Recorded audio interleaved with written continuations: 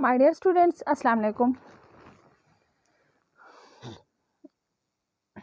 बेटा, पिछला जो हम पढ़ चुके हैं थोड़ा सा उसको रिकॉल करते हैं। हमने सेल मेम्ब्रेन के बारे में पढ़ा कि सेल मेम्ब्रेन जो है ना एक कहाँ पाई जाती है, सेल के इर्द गिर्द पाई जाती है, सराउंडेड द सेल है। फिर हमने पढ़ा कि केमिकली वो किस चीज़ की बनी हुई है, प्रोटीन की, लिपिड की और थोड़ी सी क्वांटिटी उसमें कार्बोहाइड्रेट की भी होती है। फिर हमने इसके मॉडल के बारे में पढ़ा कि इसको फ्लूइड मोज़ेक मॉडल कहा जाता है। अब मोज़ेक इसको इसलिए कहा जाता है क्योंकि जो इसमें प्रोटीन के मॉलिक्यूल्स है वो बेतरतीबे एम्बेडेड है, ठीक है, कहीं पार्शियली कहीं होल एम्बेडेड हैं। कोई इस मॉडल की वजह से इसको फ्लूइड मोज़ेक मॉडल का नाम मिला है। फिर हमने थोड़ा सा इसमें पढ़ा था कि प्लाज्मा मेम्ब्रेन का डायरेक्ट कांटेक्ट होता है एनवायरनमेंट के साथ। प्लाज्मा मेम्ब्रेन जो है ना सेल का कंटेंट जो उसके अंदर को सब्सटेंस को जो है उसको कंट्रोल में रखती है। जो चीज़ें सेल के अंदर के लिए जाने के लिए फ़ायदे में होती हैं उनको अलाउ करती है जाना, जैसे ऑक्सीजन हो गया, जैसे फूड हो गया, जैसे वाटर हो गया, ठीक है, तो उनको इंटर होने देती है। और जो वेस्ट प्रोडक्ट है उनको अलाउ करती है कि वो क्या करे, केप्ट आउट यानी कि बाहर चले जाए, उनको एक्सक्रीट करती है। तो कुछ हमने नाम पढ़े थे सेल मेम्ब्रेन के कि सेल्स के नाम कौन से हैं। सिलेक्टिवली परमिएबल मेम्ब्रेन है, डिफरेंशियली परमिएबल मेम्ब्रेन है, और उसके बाद पार्शियली परमिएबल मेम्ब्रेन है और प्लाज्मा मेम्ब्रेन है। कुछ 4 से 5 इसके अनदर नेम्स हैं। तो ये हो गया आपका रिकॉल। अब जो हम पढ़ने जा रहे हैं आज का टॉपिक वह है न्यूक्लियस, ठीक है। न्यूक्लियस सबसे पहले इसकी लोकेशन की बात करते हैं कि कहाँ पाया जाता है। सेल के सेंट्रल रीजन में पाया जाता है, ठीक है। और जो न्यूक्लियस है उसके ऊपर डबल मेम्ब्रेन होती है। कौन सी? न्यूक्लियर मेम्ब्रेन होती है। डबल इसको इसलिए कहा गया क्योंकि वो डबल ही है, ठीक है, सिंगल नहीं डबल है। उसके बाद इस पर न्यूक्लियोप्लाज्म होता है, उसमें न्यूक्लियोलस होता है, इसमें क्रोमोसोम होता है। अच्छा, तो अब पहले बात करते हैं न्यूक्लियर मेम्ब्रेन की। वो एक आउटर मेम्ब्रेन होती है जो न्यूक्लियस को अपने कवर रखती है, यानी जैसे न्यूक्लियर इनविलप का काम कर रही होती है, एक लिफाफे का काम कर रही होती है, जो भी चीज़ उसमें है वो कवर है। उसके बाद न्यूक्लियर जो मेम्ब्रेन है उसमें चंद पोर्स होते हैं। पोर्स मीन सुराख होते हैं, ठीक है। अब सेकंड नंबर पे बात करते हैं न्यूक्लियोप्लाज्म की। तो न्यूक्लियोप्लाज्म क्या है? न्यूक्लियोप्लाज्म एक ये क्या होता है? फ्लूइड होता है। किसके अंदर होता है? न्यूक्लियस के अंदर होता है। यहाँ पे पीछे आप साइटोप्लाज्म भी पढ़ चुके हैं, ठीक है। साइटोप्लाज्म जो है ना सेल के अंदर जो लिक्विड है, फ्लूइड है, जेली लाइक सब्सटेंस होता है, तो उसको साइटोप्लाज्म कहते हैं। और जो न्यूक्लियस के अंदर लिक्विड है या फ्लूइड है उसको हम न्यूक्लियोप्लाज्म कहते हैं। लेकिन एक और टर्म यूज होती है प्रोटोप्लाज्म, जो भी आपके बुक में नहीं है बट आपका कंसेप्ट होने के लिए ज़रूरी है, ठीक है। अच्छा, इसको थोड़ा सा हम आपने कवर करना है, कभी कभार ऑब्जेक्टिव में आ सकता है। तो सेल के अंदर जो लिक्विड होगा उसको हम कहेंगे cytoplasm. Cyto mean cell.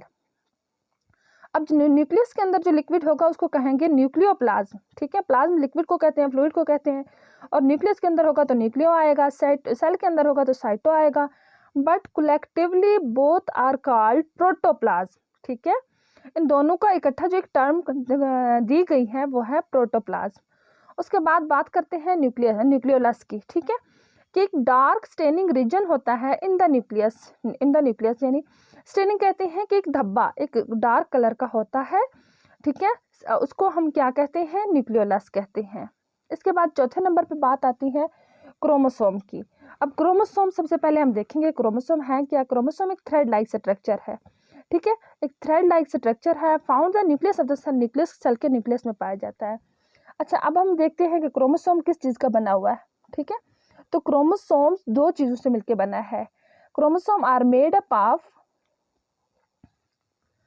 DNA and protein. अब आप सोचें कि what are the abbreviations of DNA, ठीक है। अब डीएनए के मैं एब्रिविएशंस आपको बताती चलूं कि डीऑक्सी, ठीक है, ribo nucleic acid, these are the abbreviations of DNA, ठीक है। डीएनए किसका मुखफ़फ़ है या किसका एब्रिविएशन है? Deoxy ribo nucleic acid. तो यहाँ क्रोमोसोम किस चीज़ के बने हुए हैं?